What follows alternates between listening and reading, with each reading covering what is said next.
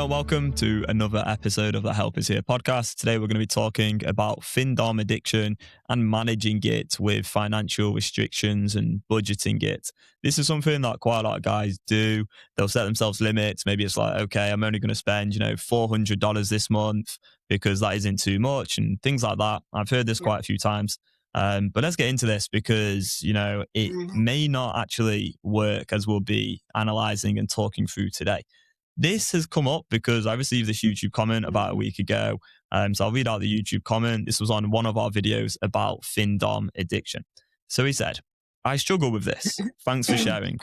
I have learned that you simply cannot get around this other than quitting cold turkey and deleting all accounts.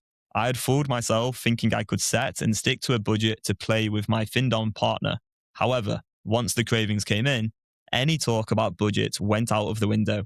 My Findom partner purposely ignored the budget talks and encouraged my craving to keep playing. At a certain point, I said enough is enough. Whether it's tens, hundreds, or thousands, this is a destructive kink. Seek help immediately. Do not think you can budget/negotiate with this one. Over to you, Mary. What's your thoughts? Okay, for starters, this partner, calling this person a partner is somebody who you have each other's backs, you have each other's best interests in mind. Of course, she's going to ignore his budgeting. I mean, assuming it's woman, right? Ignore his budgeting because she's exploiting him. She's exploiting his addictive behavior for starters, so stop calling this person a partner because that's giving them way too much credit. And the other thing is like the budgeting is like dieting, right? I can only have this much food, right? And I've had this many calories, this many points. Now I can't have any more food today. It's basically sets you up for feelings of deprivation, sets you up for, intermittent reinforcement, when he talks about just stop cold turkey. Okay. Yeah. Well, cold turkey is kind of like you're going to stop completely. And yes, I agree with that, but you're not going to be able to do that without a very powerful tool in order to change the neural pathways, right? Cold turkey to me is just like you're just going to stop and will it out. Well, it is a serious addiction. If you've come this far, then with the Findom especially, then no, you're not. Cold turkey is going to be very, very difficult with if you don't understand all the junky thinking, all the addictive thinking, all the ploys of the addictive part of the mind.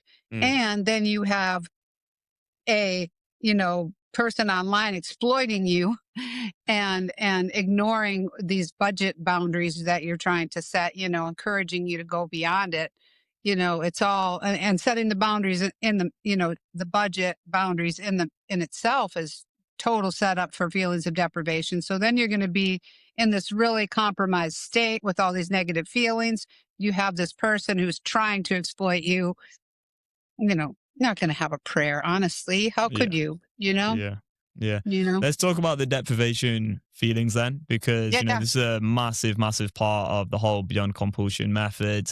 Yeah. Plays a huge, huge difference once you sort of understand these and you go beyond them through the repetition of rewiring that part of the brain, like those neural pathways. Yeah, let's talk about it. So, like, let's say hypothetically, I had a Findom addiction. Let's say I've spent, $500 every month, and I decide, you know what, that's too much money. I want to cut this down. I'm going to set a budget. I'm going to only spend $200 every month. And I get a week in, and I've gone through that $200.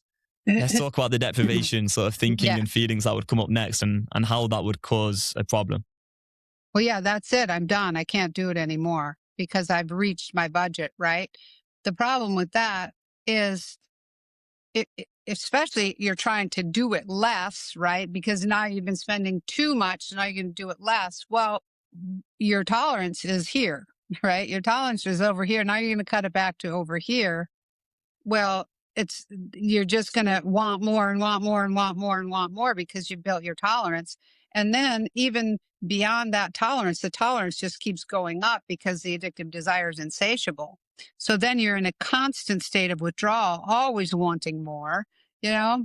It's just, and then you add the feelings of deprivation to it. Good luck, it would be an impossible feat in my estimation. Yeah. Yeah. So yeah. So in terms of that, let's kind of dissect that a bit more. In terms of Yeah. the intermittent reinforcement, first of all, and then let's get into the deprivation more as well. But the intermittent reinforcement, basically what's going on there is acting on the desire. Let's say you've spent the $200. Doing that is the thing that creates more desire to engage Yeah. in the behavior again. That's how neural pathways work, is if you engage in a behavior once, that's the thing that's going to lead to that neural pathway being ingrained in the brain a little bit more. And so therefore you're going to want to do that again.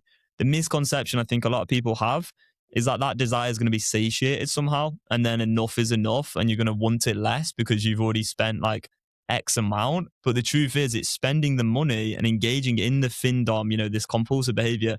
That's the thing that makes you want to do it more. So it's Yeah. actually the opposite of it being satiated. In fact, that kind of desire is insatiable. And so now you want to do it more, and then you stop for a little while. You're feeling like, oh, I can't do it. I can't do it. I've already Right. maxed out my budget. So then Yeah. what you're starting to feel is these feelings of deprivation. And now you're feeling irritable, frustrated. You've got this desire because you've been engaging in it in the past, which is why these neural pathways in this way. Now you're telling yourself, oh, I can't do it because I've already maxed out the money. So now you're feeling frustrated, irritated, angry, a little bit deprived, well, probably very deprived. So now Yeah. you really want to do this thing like even more than before to get out of all these horrible feelings. So then Right. you go and spend another $100 or whatever to prove to yourself, okay, I'm not actually deprived. And then you kind of get that Yeah. temporary relief of engaging in it Well, again. But then you've just intimately reinforced those neural pathways once again. and yeah, and also it's like you spent your $200, right? You spent your $200. Now I can't do it. I can't do it. I can't do it. I can't do it. I can't do it. And then maybe you come to your new week or your new, however you budgeted 200 a week or whatever. Oh, now I can't do it. Right? Mm, Truth is, you could have the whole time. You could have just gone to the bank and get more money, right?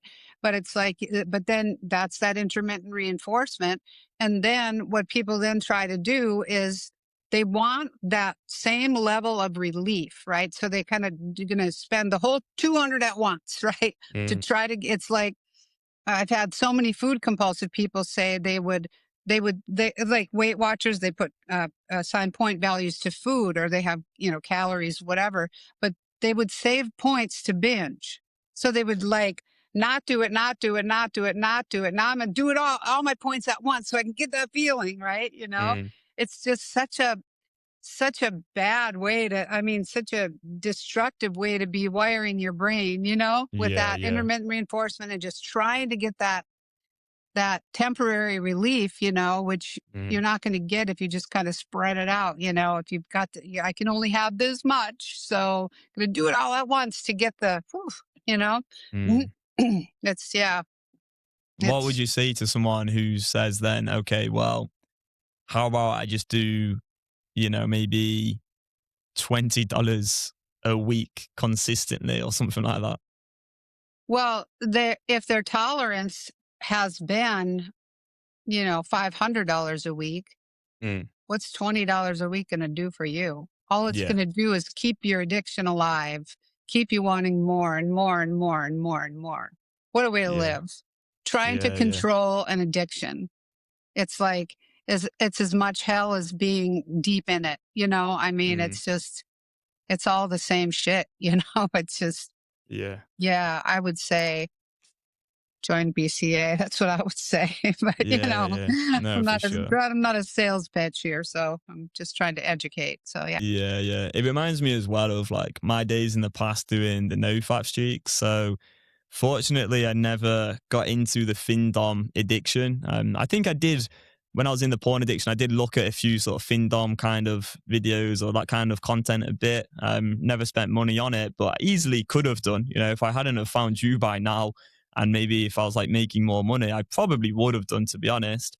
Because of the escalations, I probably would have ended up there realistically, just because I know Mhm. that's how neural pathways work.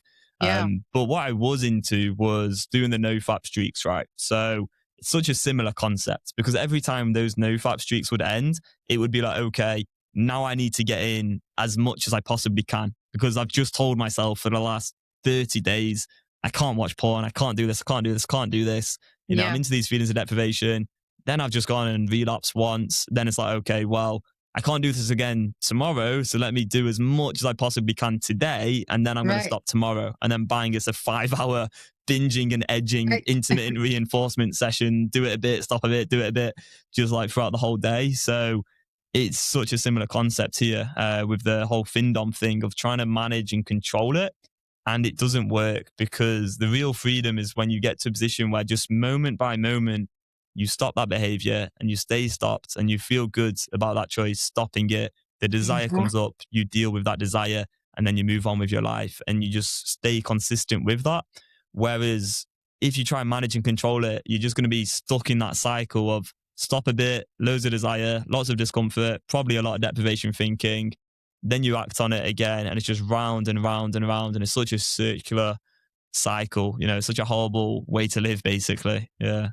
Yeah, the binge cycle is just, it's the worst, you know. We hear the guys talk about it a lot, and when they get into, and when they do that binging, it can take them to a very serious low, Yeah. dangerous low. So yeah, For it's real. because it's the nature of the beast, you know. It's something you're not going to, you're never going to feel satiated by an Mm, addiction. That's just not going to happen. And yeah. if you're in that binge cycle, in that moment, you just want more and more and more. The more you Mm, push it, the more you want it. So yeah, exactly. dangerous. Yeah. Yeah. So for the guys with the Findom, it might be like, okay, I'll just spend 20 quid and then I'm done. I'm never going to spend any money on it again. But the reality is, it's like, okay, I'll spend 20 quid. And then the truth is, like, afterwards, you actually want to spend more money, most of the time. For someone with this in their life as a compulsive behavior, that's what's really going to happen there. Yeah. You're not ever going to be okay with, okay, well, now I'm just going to do 20 a week. Mm, That's just going to be living in constant hell. yeah. Yeah. For real. Cool. Let's wrap up here then. Yeah. Thank you again to this guy who has left this comment. Very Yeah. useful for us to go and sort of explore this a bit further. Hopefully, this can help you if you are struggling with a Findom addiction. Cheers for listening, and we'll see you in the next one. Goodbye.